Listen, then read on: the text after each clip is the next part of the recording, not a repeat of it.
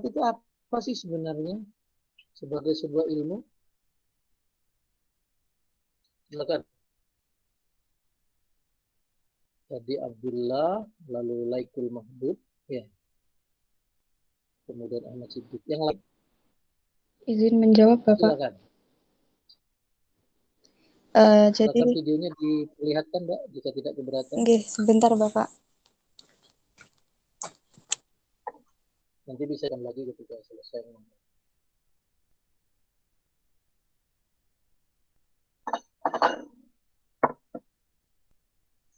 Kesulitan nggak apa-apa, silakan.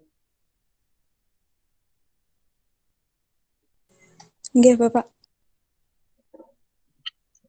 Silakan langsung aja. Baik, saya akan menjawab. Jadi yang dimaksud dengan filsafat itu, menurut saya, itu hasil akal seorang manusia yang mencari dan memikirkan suatu kebenaran dengan sedalam-dalamnya.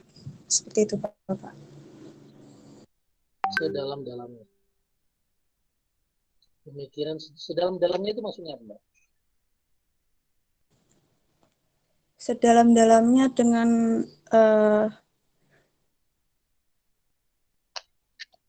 mencari suatu kebenaran sedalam-dalamnya nih dengan terperinci detail seperti itu, Bapak, sampai ke dasar-dasar kalau dasar itu. Dalam istilah filsafat itu disebut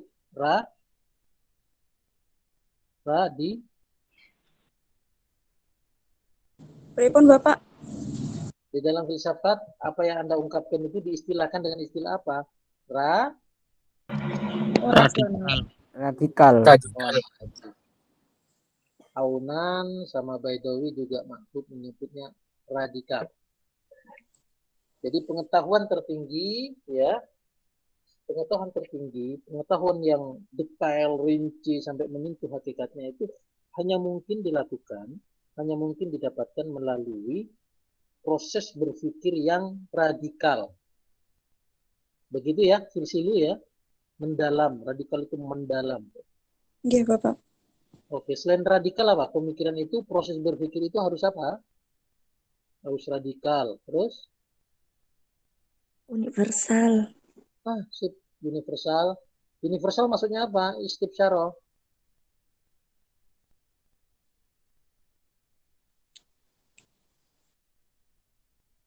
Secara menyeluruh, Bapak.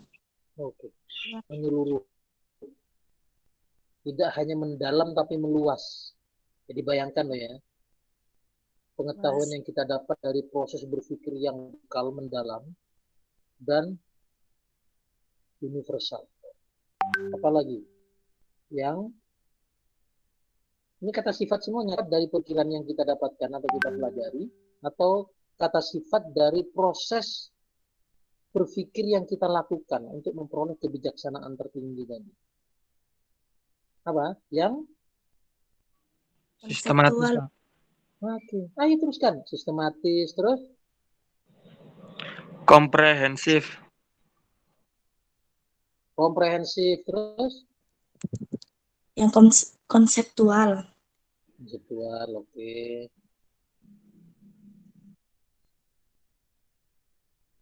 Ya.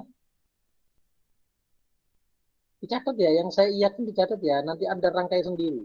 Bikin sebuah definisi yang jami'un wa mani'un. Di dalam ilmu mantik begitu. Definisi yang betul-betul operasional. Oke. Sistematis, komprehensif. Tadi ada yang nyebut konseptual, oke dah konseptual. Meskipun sama itu nanti. Apalagi? Ada lagi yang tertinggal ini. Penting. Intelektual. Intelektual itu seluruh prosesnya. Apa selain intelektual itu seluruh prosesnya atau menunjuk orang yang melakukannya. Apa? Pemikiran itu harus radikal, universal. Apa tadi? Sistematis. Logis dan Sistematis. rasional, Pak. Logis rasional. Tuh. logis, dan rasional. Terima kasih Wahab. Jadi pemikiran yang dihasilkan dari proses berfilsafat itu, pemikiran adalah pemikiran yang universal, ya, radikal, koheren, sistematis, logis, rasional. Ya, apalagi tadi? Bukan intelektual loh ya, karena konseptual sudah banyak. Apalagi tadi? Sistematis. Logis, rasional, komprehensif, radikal, universal. Tentang apa? Tentang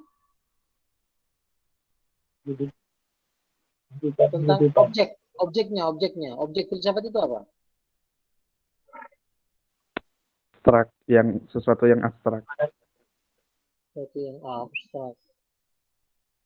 Masa filsafat sesuatu yang abstrak? Objeknya.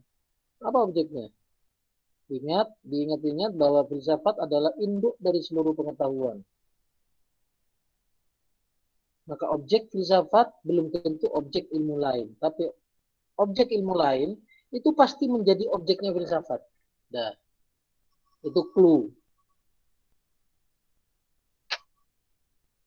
Makanya dia disebut sebagai the mother of knowledge. Induk dari seluruh ilmu pengetahuan. Apa yang dikaji di ilmu lain pasti juga dikaji di filsafat. Tapi apa yang dikaji di filsafat belum tentu dikaji di ilmu lain itu. Apa objeknya? Objek filsafat, objek kajian. Itu clue-nya apa kira-kira? Yakni, ayo.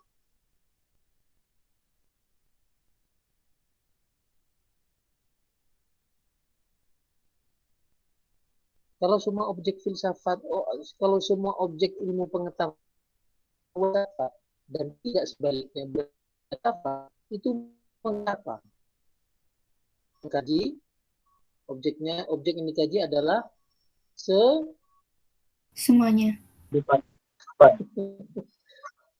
Kenapa Mbak? Mas? Objek kehidupan. Aduh, kurang dengar ini saya. Abdillah. Objek kehidupan. Objek kehidupan. Ya. Berarti kematian tidak masuk. Padahal kematian itu masuk dikaji di dalam filsafat. Ini Aziza tadi bilangnya. Semuanya. Jadi objek kajian filsafat itu adalah segala sesuatu yang ada dan mungkin ada.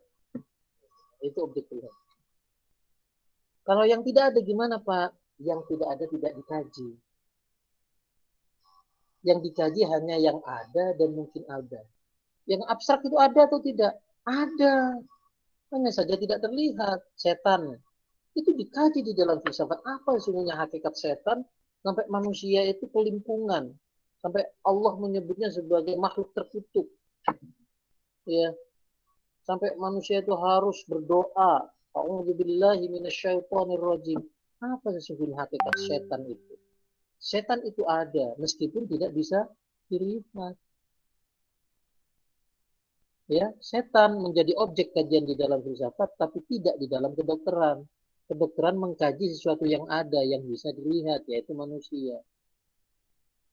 Tapi manusia juga menjadi objek di dalam filsafat. Kalau dokter objeknya mata misalnya sakit, maka pakai mikroskop, perutnya sakit di rongsen, dadanya kena paru-paru di rongsen. Tapi dalam filsafat yang dikaji itu adalah hakikatnya. Bukan livernya yang kena kanker misalnya. Bukan matanya karena kena rabun misalnya. Bukan itu. Tapi hakikat mata itu apa? Sehingga dia disebut manusia misalnya. Mengapa mata menjadi sangat penting bagi manusia? Tapi mengapa ada orang yang meskipun dia memiliki mata, tapi dia gagal menjalankan fungsi kemanusiaan. Sementara orang buta, tidak memiliki mata, dia justru berhasil mampu menunjukkan kesejatian dirinya sebagai manusia. Apa sesungguhnya hakikat manusia? Itu dipersoalkan, ditanyakan di dalam filsafat. Jadi filsafat adalah mengkaji segala sesuatu yang Yang ada dan mungkin ada. Oke, kalau mau dikelompokkan, segala sesuatu yang ada dan mungkin ada itu apa? Ada berapa? Kalau mau disebut segala sesuatu yang ada itu apa sih? Objek material. Iya, objeknya. Yang disebut segala sesuatu yang ada itu apa? Satu, yang masuk kategori segala sesuatu yang ada. Makhluk hidup. Makhluk hidup, makhluk mati berarti nggak masuk. Batu nggak masuk berarti. Padahal batu masuk. Apa? Segala sesuatu yang ada itu apa? Materi. Hah?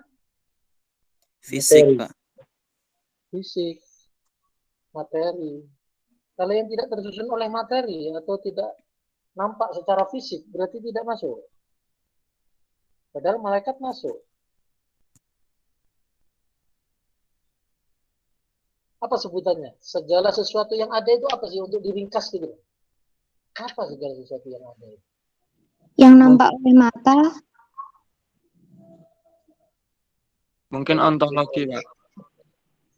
Apa, Mas? Ontologi. Ontologi. Ontologi itu apa sih? Sesuatu yang ada, membahas tentang sesuatu yang ada, yang tidak terikat. Oke. Itu adalah salah satu bidang kefilsafatan ya.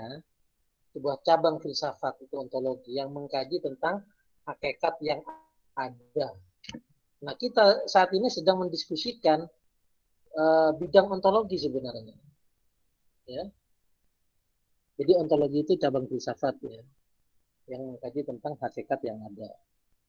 Nah, sekarang saya tanya, segala sesuatu yang ada itu maksudnya apa ya? Apa sesungguhnya yang ditunjuk oleh ungkapan segala sesuatu yang ada?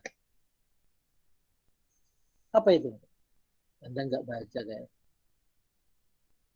Mencakup semuanya ini, baik yang terlihat maupun tidak terlihat. Tadi Zumala bilang yang terlihat oleh mata. Itu hanya salah satu bagian kecil dari segala sesuatu yang ada. Semua ciptaan Allah. Apa, Mas? Semua ciptaan Allah, Pak. Nah, semua ciptaan Allah itu apa namanya? Makhluk. Makhluk. Begini ya, di dalam istilah filsafat, ketika Anda mengatakan makhluk, itu pernyataan yang tidak cukup netral. Kenapa? Mengatakan ada makhluk, itu mengandaikan ada kholik. Itu hanya bisa diterima oleh orang yang beragama. Bagi orang-orang ateis atau tidak beragama, itu pernyataan itu dianggap meaningless. Ya, makhluk itu seolah-olah ada yang menciptakan. Mereka tidak percaya adanya Tuhan. Berarti yang ada ini makhluk, tidak ada makhluk itu, sesuatu yang diciptakan oleh kholik. Tidak ada orang dia nggak percaya. Nah, apa yang diciptakan itu? Kalau dalam bahasa kita itu apa? Makhluk. Nah, apa makhluk itu? Sebutannya gitu loh, Mas, istilahnya. Ada makhluk hidup, ya tentu ada makhluk hidup, ada makhluk mati, makhluk yang nampak oleh mata maupun tidak nampak oleh mata. Masuk kan? Semuanya kan? Nah, itu apa namanya? Kalau dalam istilah yang lebih netral, baik orang beragama maupun tidak beragama. Apa sebutannya?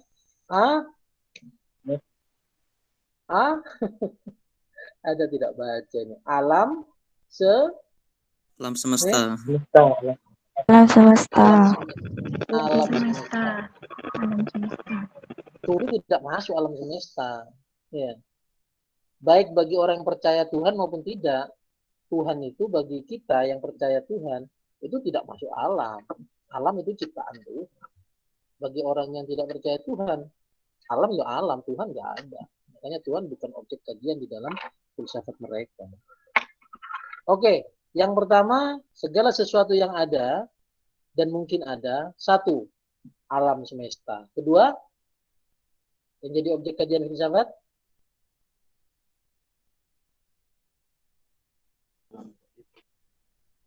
manusia. Manusia. Ya kan? Manusia. Yang ketiga, Pak, ini masuk kategori yang mungkin ada. Hewan. Tuhan, Pak. Oh, siapa bilang hewan tadi itu? Saya. Kok bisa hewan? Hewan kan masuk alam semesta, Mbak. Iya. Satu alam semesta, kedua manusia, yang ketiga adalah Niko Tuhan. Tuhan. Tuhan itu termasuk sesuatu yang mungkin ada. Itu pernyataan netral. Tuhan itu sesuatu yang mungkin ada.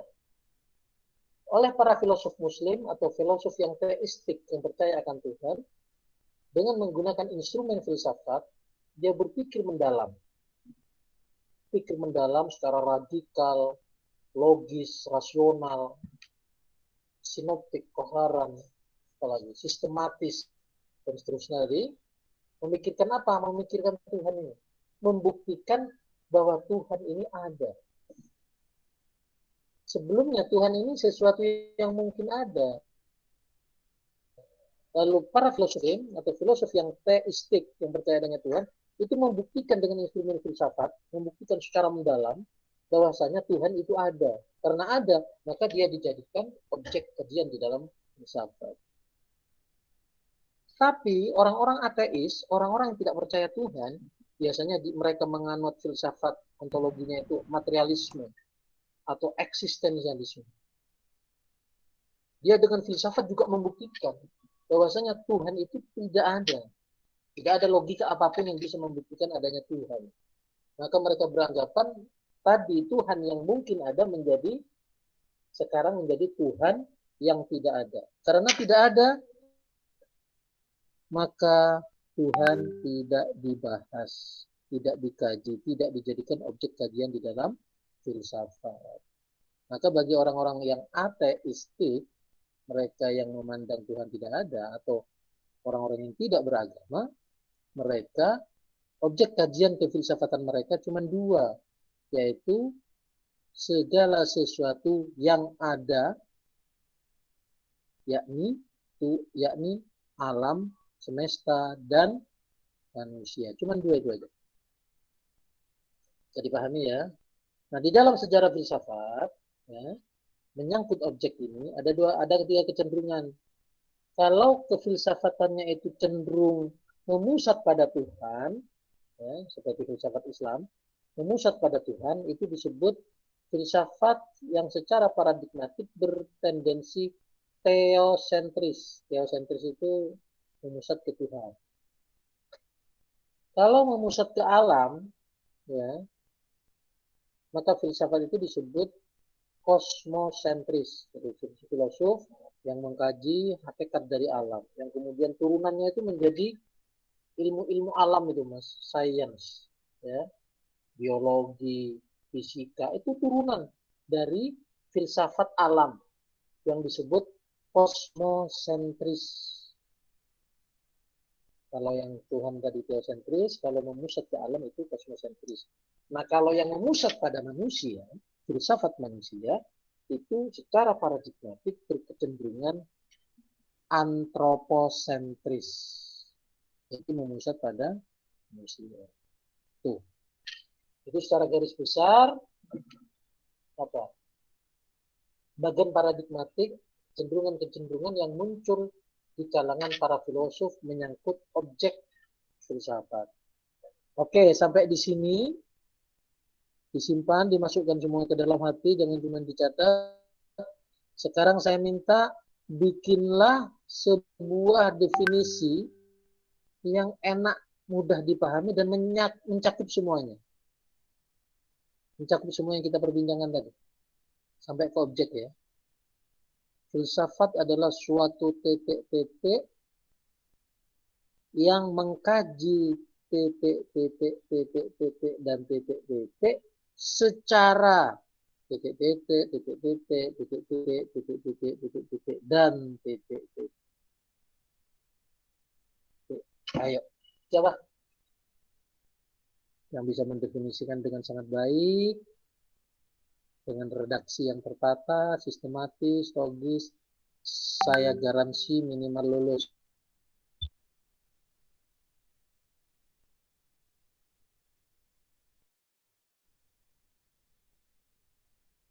Ya, Ini videonya yang muncul cuman Abdillah saja, yang lain jangan-jangan saya ditinggal tidur lagi. Ayo dibikin redaksi yang enak. Jadi dalam belajar yang terpenting itu pemahaman, bukan hafalan ya. Beda di pesantren. Tapi bukan berarti nggak ada manfaatnya itu. Kalau di pesantren Anda yang datang bilang pasti digenjot hafalan. Al-Amsalatu Tasfifiyah harus dihafalkan. Alfiyah harus dihafalkan. Nah, saatnya sekarang mempraktekkan hafalan-hafalan itu, bukan kembali menghafalkan. Ya. Hafalan itu ada manfaatnya ketika kita mempraktekkan keilmuan. Tapi kalau definisi filsafat nggak usah dihafalkan, dipahami saja. Anda bisa bikin redaksi yang bermacam-macam. Silakan. Imaji pikiran terhadap segala sesuatu yang ada atau yang mungkin ada secara sistematis, komprehensif, logis, rasional, radikal, dan universal. Oke.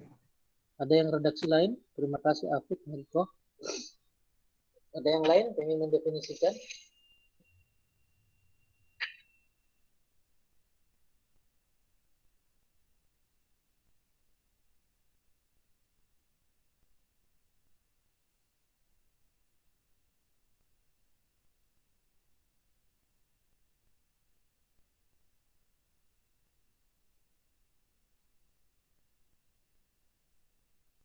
Halo, yang Afik itu ringkas.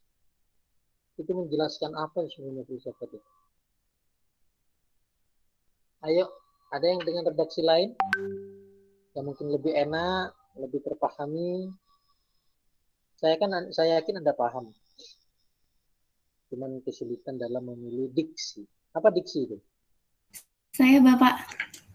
Oke, silakan Aziza. Ya. Bentar.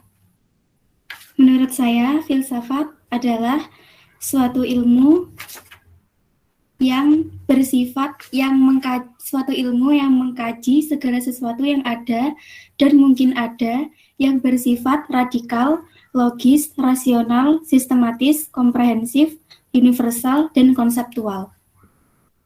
Yang bersifat itu yang pemikirannya, ilmunya, proses berpikirnya, atau sesuatu yang dikaji tadi itu.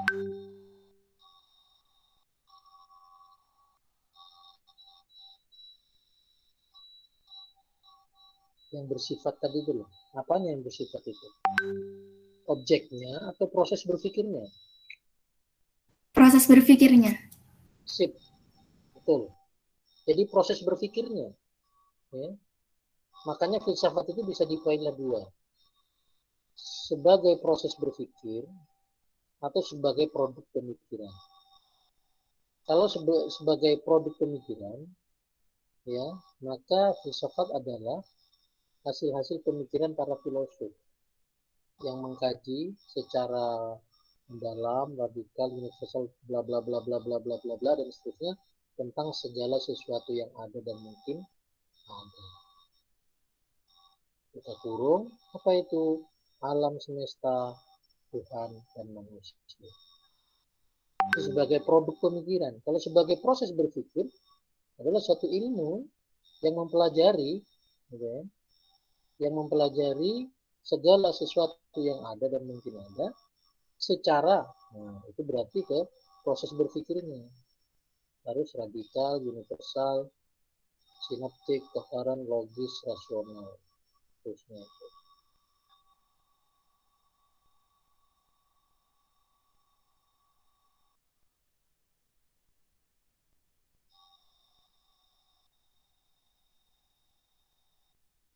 Jadi pada proses berpikir bisa produk pemikiran, bisa proses berpikir. Jadi filsafat itu memberi kita keterampilan untuk berpikir bagaimana cara berpikir yang mendalam, yang kritis, yang logis, rasional. Yang dari hasil pemikiran itu kita kemudian terampil mengungkapkannya secara argumentatif, secara tertulis maupun secara lisan. Sehingga orang-orang menjadi paham dengan apa yang kita idekan. Orang mudah memahami dan orang sulit membantah kebenaran yang kita hidangkan. Itu filsafat. Makanya di dalam filsafat ada ilmu yang khusus mengajari keterampilan kita di dalam berpikir, di dalam mengungkapkan gagasan. Apa itu? Ilmu Logika. logika. Dalam tradisi pesantren, dalam khazanah filsafat Islam itu penting. Berbicara yang efektif, yang benar, yang teratur. Sehingga gagasan kita itu utuh, mudah dipahami orang, dan sulit dibantah.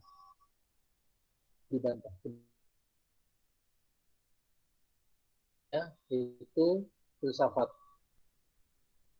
Jadi kita belajar filsafat ini kita belajar cara berpikir yang bagus, yang tertib, yang sistematis untuk mengkaji segala sesuatu yang ada. Makanya karena mengkaji segala sesuatu yang ada, dia ditempatkan di semester 1. Oke, sekarang setelah paham itu tunjukkan ke saya manfaat.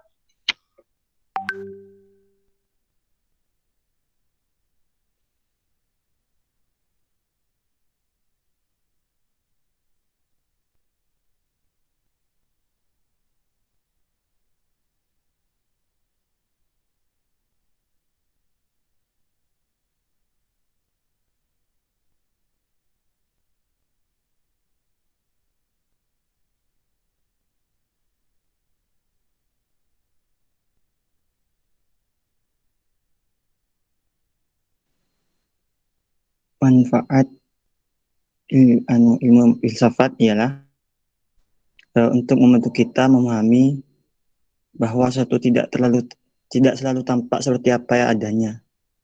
Itu Ustaz, secara umum.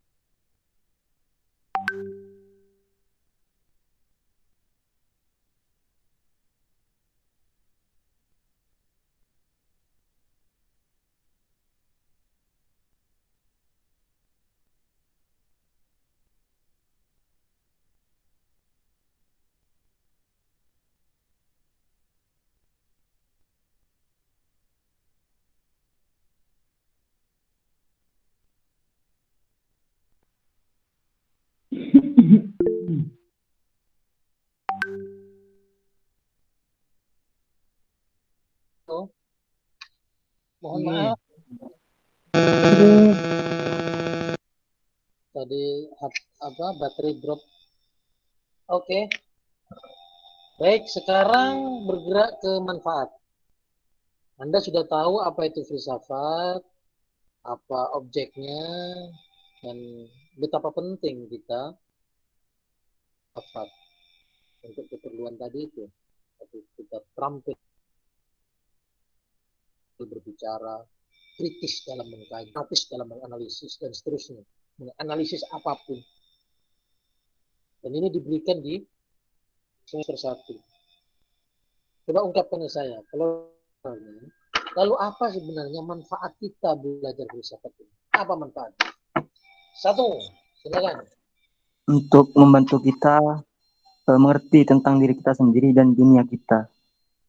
Oke. Maksudnya mengerti diri kita sendiri itu apa maksudnya?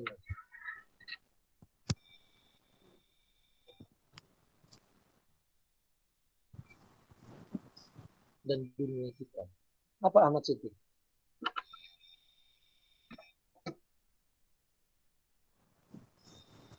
Manfaatnya biar kita lebih kritis dan rasional, Ustaz. Putus-putus suaranya. Terima kasih Syafir. Zaneta silakan. Suaranya putus-putus, Pak. Nggak jelas. Suara siapa? Suaranya siapa? Syafril ini, Pak. Ya, saya bisa menyimak kok. Ayo, Zaneta sendiri gimana? Apa manfaat? Nggak dengar, Pak. Suaranya jendet-jendet. Oke, saya ulang. Apa manfaat kita mempelajari filsafat?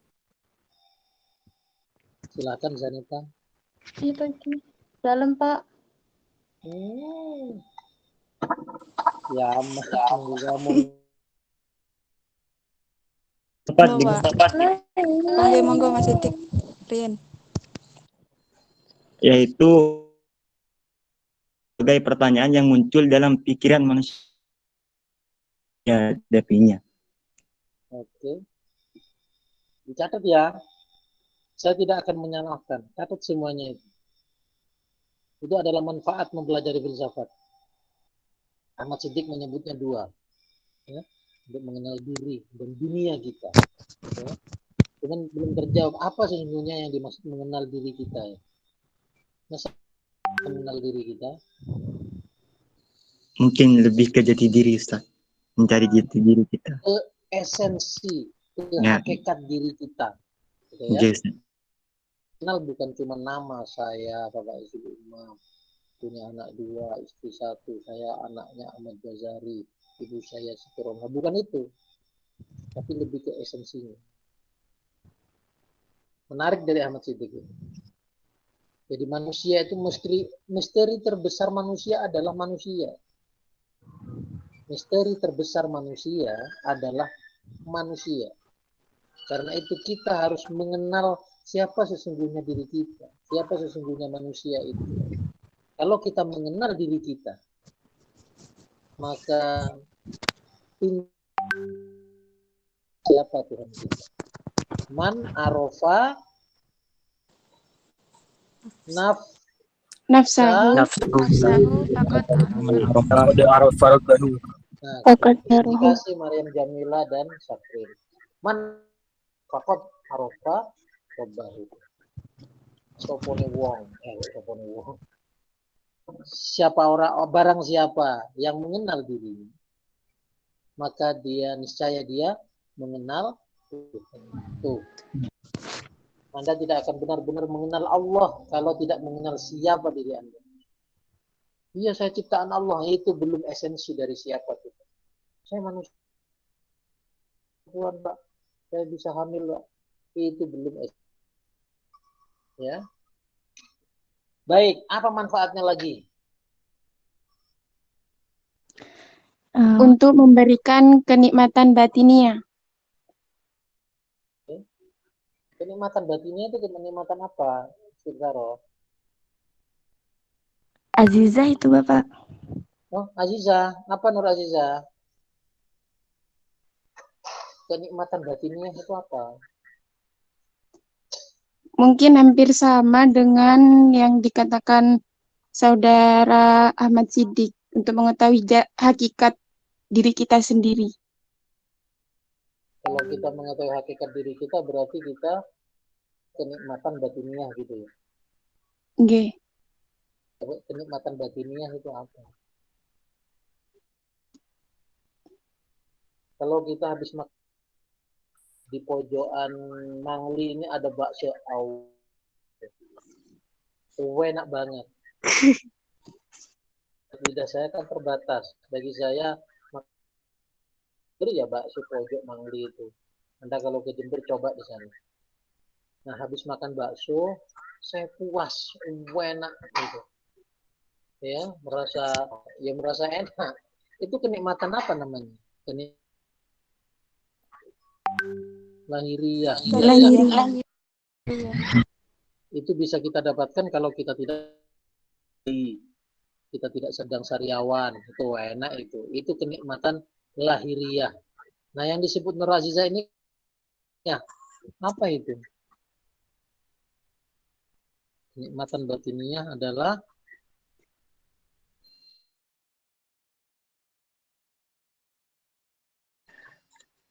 yang berasal dari rohani kita, Ustaz.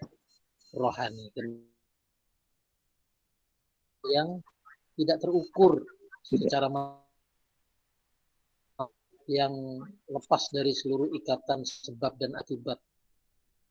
Makanya kenikmatan ruhaniyah atau kenikmatan batiniah itu kita berurai air mata bukan karena sedih. Saking bahagianya kita bisa berurai air mata. Sebaliknya, saking sedihnya kita bahkan tidak bisa menangis. Malah kita tertawa. Kenikmatan batiniah itu tidak terukur oleh otomatis, ya. Pernah menangis karena saking Pernah. Atau lebih sering menangis karena Pernah, Ustaz. Keras sekali. Kalau dipancing curhat. Pernah, Ustaz. Curhat. Oke. Kenikmatan batiniah dengan berpikir dalam segala macam, kita kemudian merasakan pikir itu adalah proses mencari kenikmatan. Yang bersifat radikal, mendalam, menuju pada esensi segala sesuatu. Kalau kita menemukan ada kepuasan batin terukur, ya, HP-nya bagus, coba HP-nya kemudian hilang, dia akan terukur itu oleh sebab akibat, ya. Oke, selanjutnya apa manfaat kita belajar filsafat? Supaya tidak terjebak, Ustaz. Silakan Istifsaro. Supaya tidak terjebak bahaya arogansi intelektual.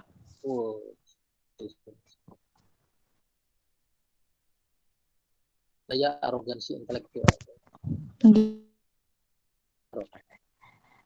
Sifat Ustaz, sikap manusia yang dia sudah merasa lebih tahu. Sombong. Tongka Ustaz. Sombong intelektual. Oke. Filsafat itu semakin seorang dia akan semakin merunduk. Iya.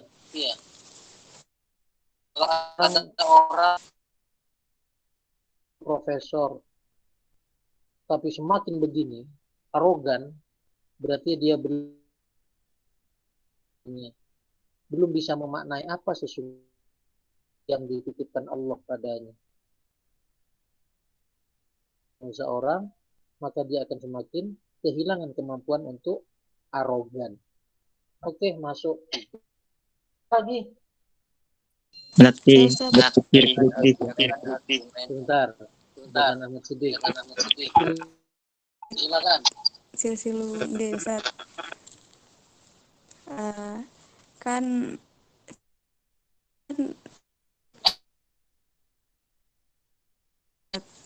gelarnya kan Mother of Science. Nggih, leres nggih. Jadi pentingnya berfilsafat di sini itu untuk menemukan suatu kebenaran yang valid tanpa adanya penipuan. Jadi ilmu filsafat itu sendiri mengajarkan akal rasionalitas kita dalam membaca, mengkritisi segala hal yang ada. Khususnya tentang ilmuwan, bukan hanya sebuah dogma saja. Seperti itu, Ustaz. Jadi filsafat membantu kita untuk tidak tapi selalu bersikap kritis terhadap setiap pengetahuan yang datang kepada kita. Oke, yang kok sampai dia diajarkan di semester 1 di semua prodi, di semua fakultas, bahkan di semua perguruan tinggi. Untuk mengembangkan kemampuan kita untuk berpikir secara bernalar, secara jelas, menyampaikan pendapat secara jelas. Memang nalar secara jelas, secara rasional, secara kritis, itu manfaatnya buat kepentingan kita sebagai apa sih? Apa sih kegunaannya untuk kita? Membedakan antara pendapat yang buruk dan pendapat yang baik. Untuk kepentingan praktisnya itu apa? Kita tahu filsafat. Di semester 1 loh ini, bukan semester 5 kita belajar. Tapi di semester 1. Kok semester 1? Kok tidak semester 5 atau 6? Keperluannya apa? Kepentingan Mencari untuk berpikir kritis ke depannya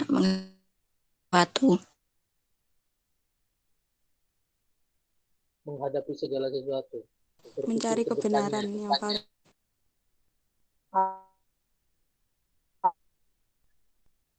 untuk kedepannya itu loh, Afif. Apa Afif?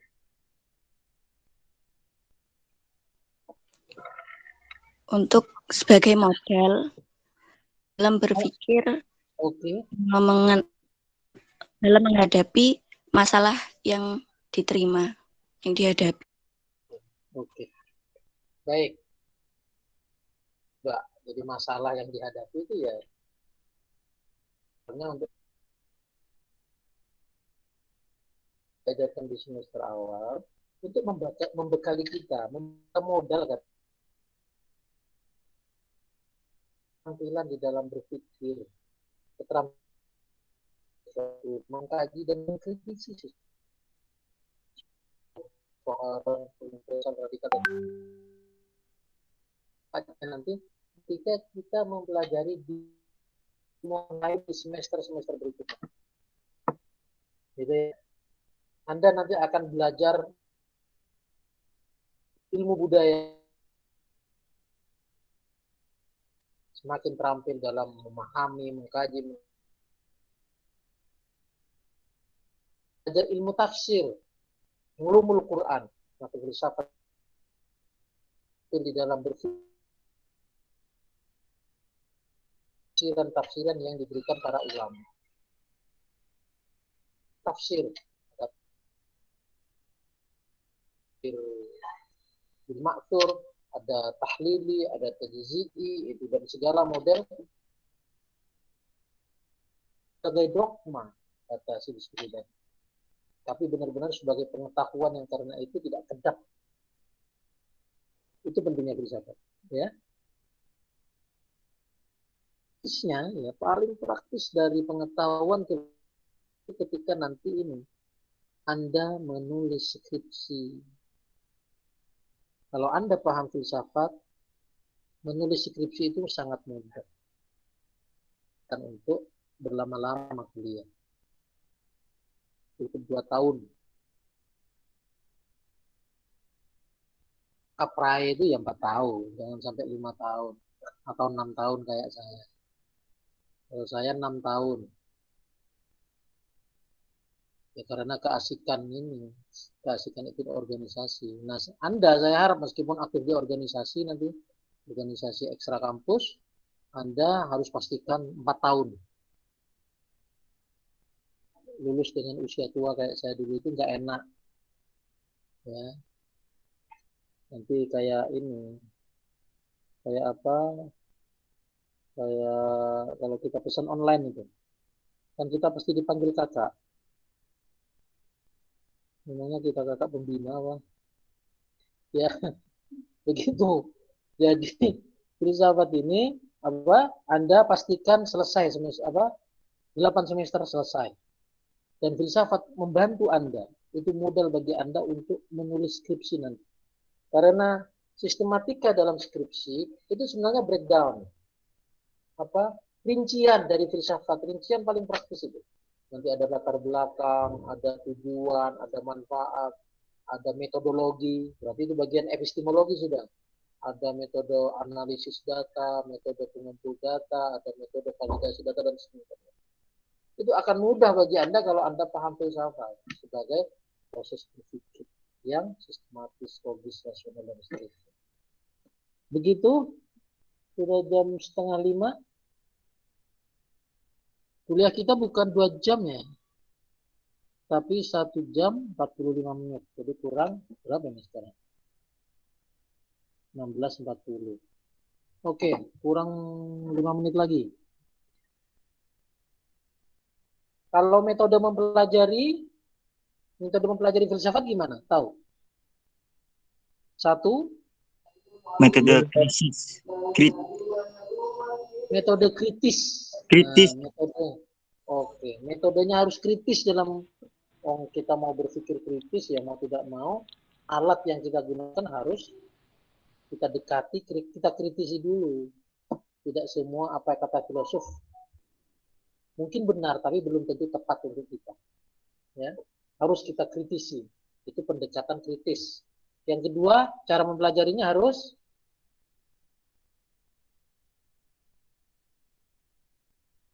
apa?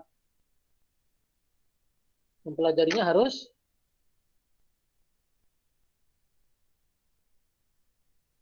apa? Harus kritis. Yang kedua, sistematis. Oke, sistematis. Yang ketiga, logis, rasional. Logis.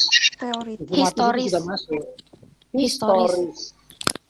Jadi kita harus bersikap kritis. Cara belajar kita harus runut, gitu loh ya. Harus sistematis, tidak boleh loncat-loncat. Baru mengenal filsafat, Anda langsung belajar tentang eksistensialisme. Nggak bisa. Anda harus mulai dari dulu, dari pengertian filsafat dulu. Kemudian nanti belajar aliran-aliran.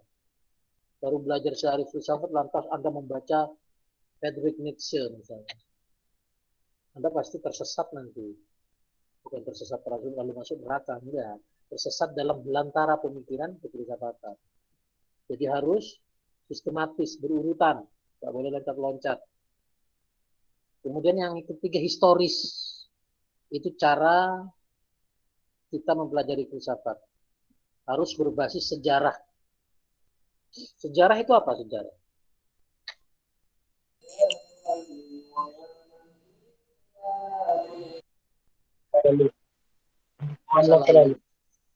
Masa lalu ya? Oke. Pemalu ini Abdullah Zaini ya. Sudah betul jawabannya. Jadi masa lalu. Jadi 1 detik yang lalu itu sudah jadi masa lalu. Ya.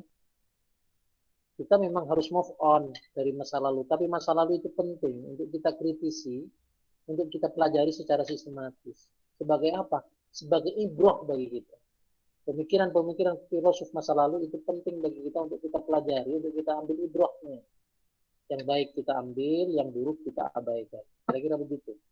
Tidak semua pemikiran filosof, bahkan filosof di masa lalu, mungkin benar tapi belum tentu tepat.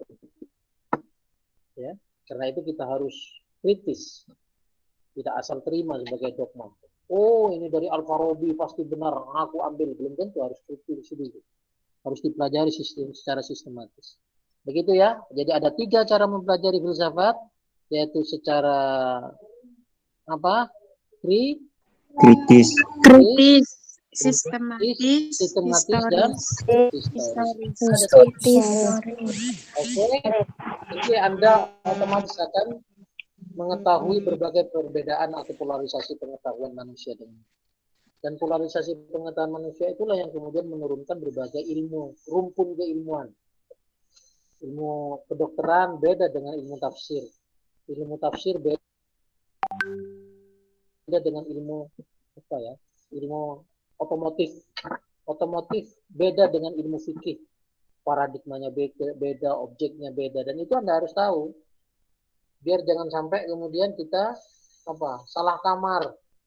aku pengen jadi ahli pertanian. Masuknya ke IAIN jurusan IAT. Nggak tepat. Saya pengen belajar pertanian, maka masuk ke Fakultas Pertanian. Nah, sekarang orang-orang kacau setelah munculnya kelompok-kelompok Islamis itu di perguruan tinggi umum. Jadi mereka kuliah di kedokteran, kuliah di pertanian, tapi halakoh yang mereka bikin halakoh agama. Padahal paradigma keagamaan dan paradigma kedokteran itu beda.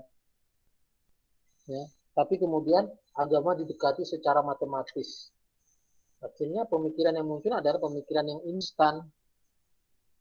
Misalnya tentang khilafah.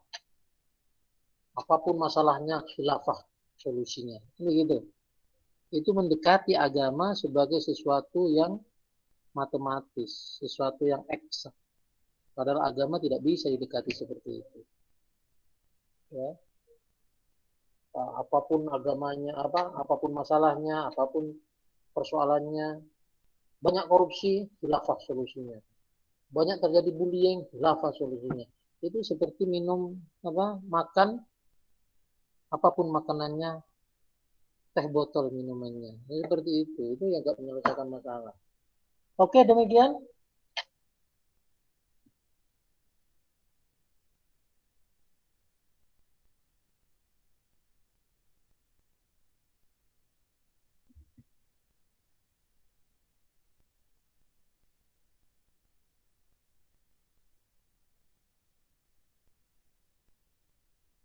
Ngapunten Bapak, mik jenengan mati. Baik, demikian saya sampaikan terima kasih. Silakan dibaca berbagai literatur yang saya rekomendasikan. Jangan segan-segan membaca ya, karena itu kunci agar diskusi kita menjadi menarik.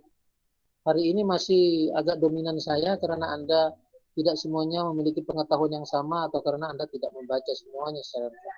Jadi mulai besok kita akan masuk pada tema-tema kefilsafatan. Silahkan Anda pelajari. Anda pelajari masing-masing. Kita akan diskusikan minggu depan tentang tema-tema kefilsafatan. Jaga diri selalu, jaga kesehatan. Salam hormat saya buat orang tua kalian. Jangan lupa berdoa. Semoga pandemi ini segera usai dan kita bisa tetap muka langsung di kampus. Adanallahu wa iyyakum wa lakum minkum. Assalamualaikum warahmatullahi wabarakatuh. Waalaikumsalam warahmatullahi wabarakatuh.